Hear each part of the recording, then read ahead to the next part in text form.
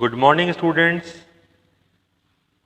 ये आज का video lecture BA part third के विद्यार्थियों के लिए यूनिट थर्ड का ये टॉपिक है अमेरिका की विदेश नीति के उद्देश्य, विशेषताएं और उनका समकालीन परिप्रेक्ष्य में अध्ययन। इस यूनिट में हम लोग चीन और रूस की विदेश नीति भी पढ़ेंगे। आज हम अमेरिका की विदेश नीति पर बात कर रहे हैं। अमेरिका की विदेश नीति प्रतियोगी उद्देश्यों और दबावों का एक दर्पण है। वह राष्ट्रीय स्वार्थ व अव्यावहारिक आदर्शवाद का विचित्र मिश्रण है। अमेरिका के लोगों की विशेषता है कि वे अपनी समस्या को संपूर्ण मानव समुदाय की समस्या समझ लेते हैं। अंतर्राष्ट्रीय समस्याओं में अस्पष्ट होते हुए भी अमेरिका के लोग सदैव ये समझ लेते हैं कि वे सही मार्ग पर चल रहे हैं। ये प्रवृत्ति जॉर्ज वॉशिंगटन के समय से चली आ रही है। अमेरिका में अमेरिकन इंडियंस के अलावा सभी लोग बाहर से आए हुए हैं। ये आगत जातियां कहलाती हैं और अमेरिका में रहने वाले अधिकांश लोग यूरोप से यहाँ आकर के बसे हैं। अंतर्राष्ट्रीय जब कोई तनाव उत्पन्न होता है तो अमेरिका के लोग अपने पुराने महाद्वीप यूरोप के प्रति प्रेम और घृणा का व्यवहार करते हैं। यूरोप न केवल उनकी सभ्यता की मातृभूमि है, बल्कि हम यूँ कहें कि अमेरिका का दिल यूरोप में ही बसता है। जब कभी यूरोप में विनाश का भय उत्पन्न होता है, कोई संकट आता है, तो अमेरिकी चौकन्ने हो जाते हैं और अमेरिका में भी भारी राजनीतिक उथल पुथल दिखाई देती है। अमेरिकी विदेश नीति के निर्माण के आधारभूत तत्व हमें ध्यान में रखने चाहिए, क्योंकि हर विदेश की विदेश नीति कुछ आधारभूत तत्वों से निर्मित होती है, जिनमें भूगोल एक बहुत बड़ा निर्माणक तत्व है। वहाँ पर उपलब्ध प्राकृतिक साधन, देश की सुरक्षात्मक शक्ति, वहाँ के मानवीय स्रोत, अमेरिका की गृह नीति और अमेरिका में कार्यरत दबाव समूहों का प्रभाव, संविधान द्वारा दिए गए प्रतिबंध या बंधन और रिपब्लिकन और डेमोक्रेट्स के बीच में पाया जाने वाला सहयोग, ये कुछ ऐसे तत्व हैं जो अमेरिका की विदेश नीति के निर्माण में महत्वपूर्ण भूमिका अदा करते हैं। अब हम बात करते हैं अमेरिका की विदेश नीति के उद्देश्य क्या हैं। उसमें सर्वप्रमुख उद्देश्य है राष्ट्रीय सुरक्षा, जो प्रत्येक राष्ट्र की विदेश नीति का उद्देश्य होता है। अमेरिका ने अपनी विदेश नीति का निर्धारण इसी लक्ष्य को ध्यान में रखते हुए किया है कि उसकी सुरक्षा पर किसी प्रकार की आंच नहीं आनी चाहिए। अमेरिका इसी उद्देश्य से एशिया, अफ्रीका और यूरोप में शक्ति संतुलन बनाए रखना चाहता है। यूरोप में पश्चिमी जर्मनी, एशिया में जापान और पाकिस्तान का समर्थन अमेरिका इसी आवश्यकता के आधार पर करता रहा है। दूसरा बिंदु है लोकतंत्र की रक्षा। अमेरिका लोकतंत्र का प्रबल समर्थक है और उसने प्रथम विश्व युद्ध में भी लोकतंत्र की रक्षा के नाम पर ही प्रवेश किया था। दूसरे महायुद्ध के समय भी रूजवेल्ट ने ये घोषणा की थी कि अमेरिका का उद्देश्य हिटलर की तानाशाही को समाप्त करना और विश्व के प्रत्येक स्थान पर प्रत्येक व्यक्ति को 4 प्रकार की स्वतंत्रताएं जरूर उपलब्ध हों, ऐसा प्रयास अमेरिका करना चाहता है। उनमें भाषण की स्वतंत्रता, धर्म की स्वतंत्रता, अभाव से स्वतंत्रता और भय से स्वतंत्रता शामिल है। तीसरा उद्देश्य है साम्यवाद का अवरोध, साम्यवाद को रोकना। दूसरे महायुद्ध के बाद अमेरिका ने साम्यवाद के बढ़ते हुए प्रसार को रोकने का दृढ़ संकल्प ले रखा है।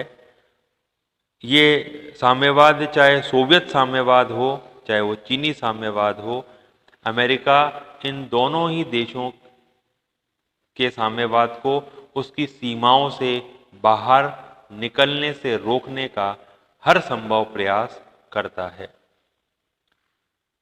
चौथा बिंदु है तनाव कम करना। दूसरे महायुद्ध के बाद अमेरिका और सोवियत संघ के बीच जो शीत युद्ध का वातावरण था, अमेरिका उस तनाव को कम करने के लिए भरसक प्रयास करता रहा और उसने अमेरिका के सोवियत संघ के साथ एनटीबीटी 1963, 1968 की एनपीटी, इसके अलावा 1972 की सॉल्ट 1, 79 की सॉल्ट 2, स्टार्ट 1, स्टार्ट 2, 1 और 2, 91 और 93, इस प्रकार की जो संधियां सोवियत संघ के साथ की, उसका उद्देश्य अमेरिका का यही रहा कि वह इस तनाव को कम करके अपने आर्थिक संसाधनों का प्रयोग जनहित में करना चाहता है। पांचवा जो उद्देश्य है अमेरिका की विदेश नीति का, जॉन फॉस्टर डलेस के शब्दों में, कि अमेरिका के लोगों को प्रत्येक संभव प्रयास से शांति और स्वतंत्रता का उपभोग करने का अवसर प्रदान करना अमेरिकी विदेश नीति का उद्देश्य है।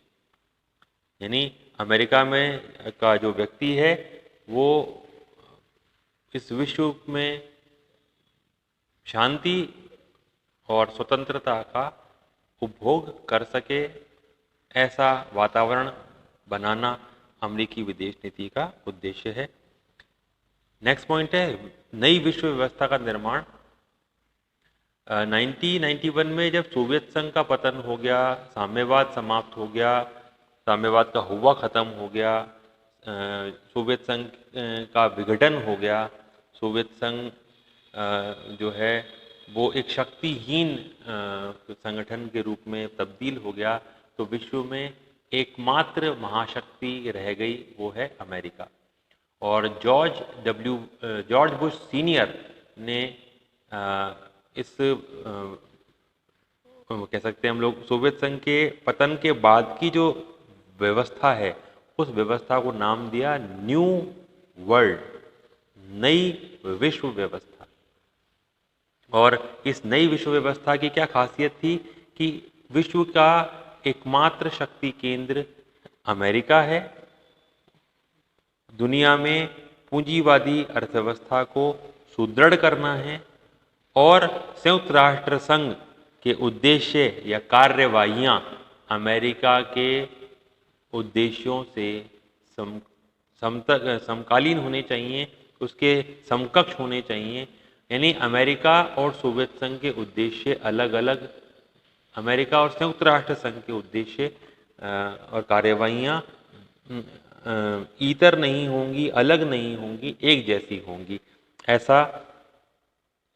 ऐसी विश्व व्यवस्था की संकल्पना जॉर्ज बुश सीनियर ने प्रस्तुत की थी। अमेरिका जो है वो आज अंतर्राष्ट्रीय राजनीति का वास्तव में केंद्रीय ध्रुव है, विश्व की एकमात्र महाशक्ति है, उसकी कोई बराबरी नहीं कर सकता, उसे कोई ललकार नहीं सकता। उसके पास परमाणु शस्त्रों की ही नहीं, आर्थिक संसाधनों की भी प्रचंडता है।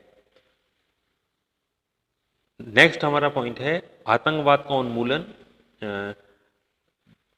11 सितंबर 2001 को जब अमेरिका के पेंटागन और विश्व व्यापार संगठन पर हमला हुआ, तब अमेरिका को ये महसूस हुआ कि वास्तव में आतंकवाद नाम का भी कोई समस्या विश्व में है।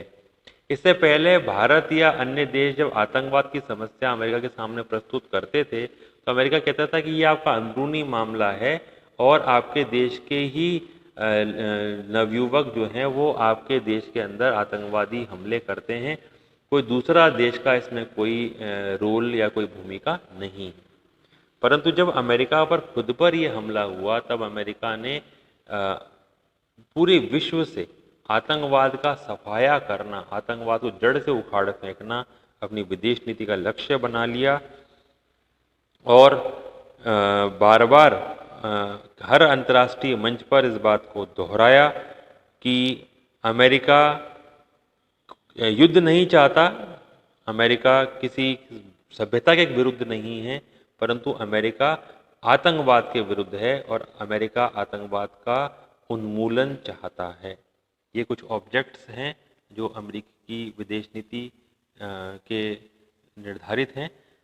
नेक्स्ट हमारा टॉपिक है अमेरिकी विदेश नीति की विशेषताएं, और इस विशेषताओं में जो पहला बिंदु है वो साम्यवाद का अवरोध है।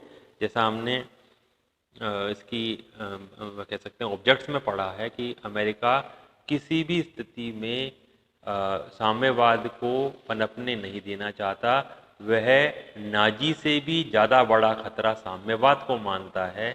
इसलिए अमेरिका की जो विदेश नीति है वो साम्यवाद को रोकने, साम्यवाद का कंटेनमेंट करने में, उसका प्रतिरोधन करने पर केंद्रित रही है। जहाँ जहाँ सोवियत संघ ने साम्यवाद का प्रचार करने का प्रयास किया, अमेरिकी विदेश नीति उस साम्यवाद को रोकने के लिए काम करती रही, उसमें विघ्न डालने का काम करती रही। यह एक प्रमुख विशेषता हमें देखने को मिलती है। दूसरा जो बिंदु है विशेषताओं में वो है सैनिक संधियों की नीति। अमेरिका ने साम्यवाद को रोकने के लिए, साम्यवाद के खतरे को समाप्त करने के लिए, साम्यवाद को जड़ से उखाड़ फेंकने के लिए, या हम यूँ कहें कि साम्यवाद का परिरोधन करने के लिए सैनिक संधियों की नीति शुरू की। उसके अंतर्गत उसने 1949 में North Atlantic Treaty Organisation NATO का गठन किया। उसके बाद 1954 में SEATO South East Asian Treaty Organisation, 1955 में सेंट्रल ट्रीटी ऑर्गेनाइजेशन, और इसके अलावा रियो संधि 1947 में अमेरिका ने की जो दक्षिण अमेरिका के देशों के साथ थी। इसके अलावा एंजस जो न्यूजीलैंड और ऑस्ट्रेलिया के साथ की गई, A for Australia and Z for New Zealand and US for United States, ANZUS. इसी तरह से अमेरिका ने रियो और एंजस के अलावा एशिया, अफ्रीका और लैटिन अमेरिका में अपने सैनिक अड्डे बनाने के भी प्रयत्न किए और उनमें वो सफल भी हुआ, ताकि इन सैनिक अड्डों के माध्यम से वो इन महाद्वीपों में हो रही कार्यवाहियों पर और गतिविधियों पर अपनी निगरानी रख सकता था। तीसरी विशेषता है विदेशी आर्थिक सहायता की नीति। अमेरिका की विदेश नीति का यह अभिन्न हिस्सा है कि वह आर्थिक सहायता देकर राष्ट्रों को आत्मनिर्भर बनाना चाहता है। वो आर्थिक और तकनीकी सहायता देकर साम्यवाद के खतरे को टालना चाहता है। आर्थिक और सैनिक सहायता देकर वो विदेशों में पारंपरिक महत्व की वस्तुओं, सैनिक अड्डों, बंदरगाहों आदि सुविधाओं को प्राप्त करना चाहता है। इन उद्देश्यों से अमेरिका ने द्वितीय महायुद्ध के बाद उदारपट्टा कार्यक्रम, मार्शल योजना, 4 सूत्रीय कार्यक्रम, अंतर्राष्ट्रीय विकास योजना और प्रगति के लिए मैत्री आदि कदमों के द्वारा विदेशी आर्थिक सहायता डेवलपिंग कंट्रीज़ को, एशिया, अफ्रीका और लैटिन अमेरिका के देशों को दी, ताकि इन देशों में साम्यवाद को रोका जा सके, इन देशों के बाजारों को प्राप्त किया जा सके और इन देशों को नवोपनिवेशवाद के शिकंजे में जकड़ा जा सके। नेक्स्ट पॉइंट है हमारा मानवाधिकारों का समर्थन। अमेरिकी विदेश नीति की एक विशेषता मानवाधिकारों का समर्थन करना है। कार्टर प्रशासन ने तो मानवाधिकार मुद्दे को अंतर्राष्ट्रीय राजनीति के ताने बाने में ठोस रूप में लपेट दिया। कार्टर प्रशासन ने मानवाधिकारों की देखरेख के लिए स्टेट डिपार्टमेंट में एक पृथक ब्यूरो की स्थापना कर दी। अमेरिकी राजदूतों का ये व्यक्तिगत उत्तरदायित्व बन गया कि वह दूसरे देशों में मानवाधिकार संबंधी नीति को सही परिप्रेक्ष्य में प्रस्तुत करे। नेक्स्ट पॉइंट है हमारा लोकतंत्र बहाली के नाम पर पड़ोसी देशों में हस्तक्षेप। अमेरिका ने दूसरे महायुद्ध के बाद लोकतंत्र की रक्षा के नाम पर 1965 में डोमिनिकन गणराज्य में, 1983 में ग्रेनेडा में, 1994 में हेती में सीधा सैनिक हस्तक्षेप किया और इन सैनिक हस्तक्षेपों का उद्देश्य उसने लोकतंत्र बहाली, लोकतंत्र को बचाना बताया, जबकि वास्तव में अमेरिका ये सब काम इसलिए करता है ताकि वो इन देशों में साम्यवाद का प्रसार रोक सके, इन देशों में अपनी कठपुतली सरकार बना करके अपने निजी स्वार्थों को साध सके और अपने हितों को पूरा कर सके।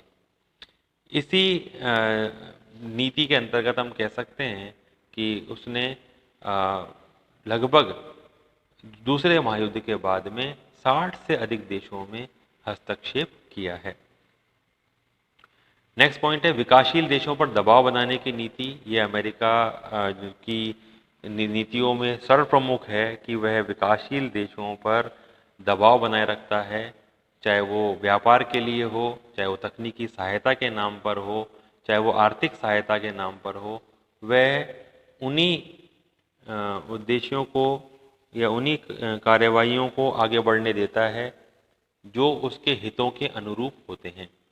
जैसे भारत और रूस के बीच में क्रायोजेनिक इंजन के लेन देन को लेकर के एक समझौता हुआ, परंतु अमेरिका ने रूस पर दबाव बना करके और भारत और रूस के बीच हुए इस इंजन समझौते को रद्द करवा दिया।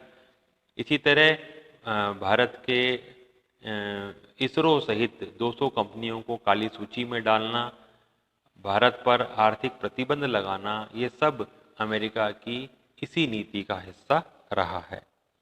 नेक्स्ट पॉइंट है एशिया प्रशांत क्षेत्र में विशेष दिलचस्पी।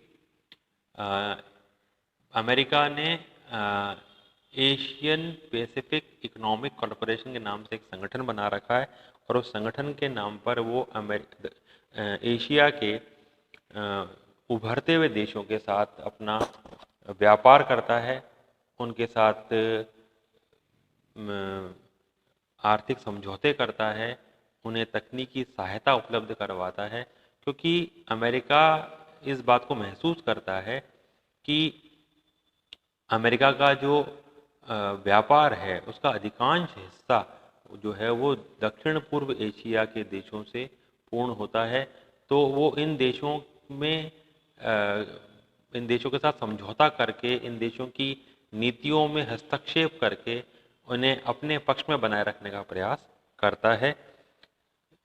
इसी बात को दृष्टिगत रखते हुए क्लिंटन ने सिएटल में जो एपेक सम्मेलन हो रहा था उसमें कहा था कि एशिया प्रशांत क्षेत्र में हो रहा आर्थिक विस्फोट हमारे लिए चिंता का विषय है। भय यह है कि रोजगार और बाजार दोनों एशिया के देश छीन ले जाएंगे। हम नहीं चाहते कि एशिया में अपनी सैनिक उपस्थिति बनाए रखें, क्षेत्रीय नेतृत्व का बोझ उठाएं, पर क्षेत्र के आर्थिक विकास से होने वाले लाभ से वंचित रहें। ना तो ये उचित है और ना ये दूरगामी हित में है।